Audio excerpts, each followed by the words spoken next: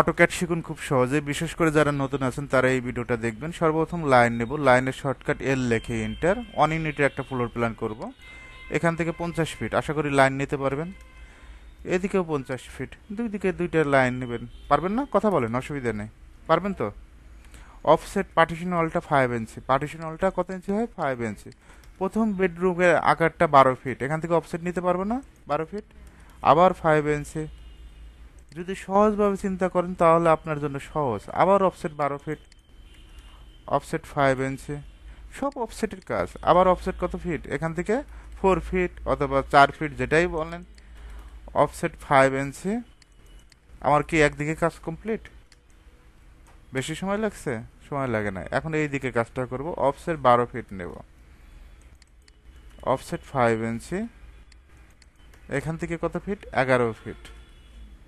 এক সিরিয়ালে কাজটা করেন। অফসেট 5 ইঞ্চি, পরেরটা কত ফিট? 7 ফিট 2 ইঞ্চি। আমি কি এখানে অফসেট ছাড়া কোনো কাজ করছি? এই অফসেট আর লাইন, এর বাইরে আর কোনো কাজ করি নাই।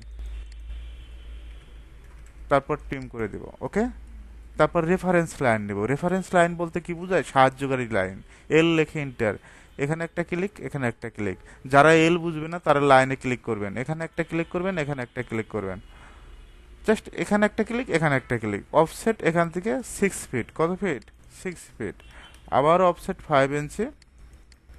পরেরটা কত ফিট? 9 ফিট।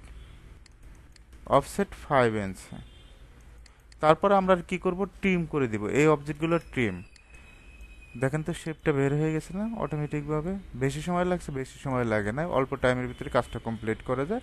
এখন আমরা এই শেপটা ডিলিট করে দেবো। এখানে যদি একটা রেফারেন্স লাইন নেই, জাস্ট এখানে একটা ক্লিক করবেন, এখানে একটা ক্লিক করবেন। কিচেনের জন্য কত ফিট? 7 ফিট।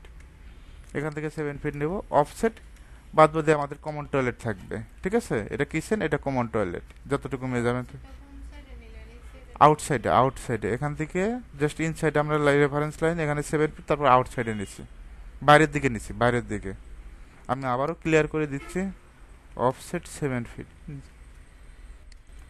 আবার অফসেট 5 ইঞ্চি। এখন কি আমি ভিতরে দিব না বাইরে? বাইরের দিকে, ওকে। এখন স্টেয়ারটা কত ফিট? 15 ফিট। এখান থেকে অফসেট 5 ইঞ্চি। তারপর আমরা ট্রিম করে দেব, টিআর লেখে এন্টার। এখন যদি আমরা এখানে স্টিয়ার তৈরি করি, স্টিয়ার তৈরি করলে কি মোটামুটি আমাদের কমপ্লিট হয়েছে না? শেপে হয়েছে না? তারপরে আমরা কলামগুলো বসাবো, ডোরগুলো বসাবো, উইন্ডোগুলো বসাবো।